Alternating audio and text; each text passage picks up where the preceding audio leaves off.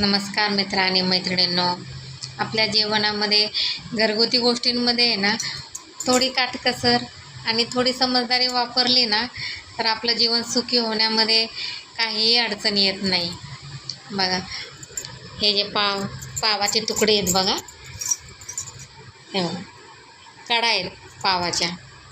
या आता सुकायला ठेवलेल्या आहेत. आमच्याकडे लिहिली आहे ना कुत्री, ती खाते हे पाव. सुकले ना छान की मग खराब होत नाहीत.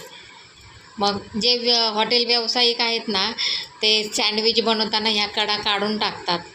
मग त्यांचा सदुपयोग हे असा करायचा. कोणी कोणी घेऊन जातं, आम्ही पण घरी आणतो. आणि हे पाव सुकवले ना, ते बरेच दिवस राहतात. 8-8 दिवस म्हणलं तरी राहतात. दिवसातून एकदा आपण दिलं तरी लिली खाते आमची. आमच्या कुत्रीचं नाव लिली आहे, खाते, तिला आवडतात.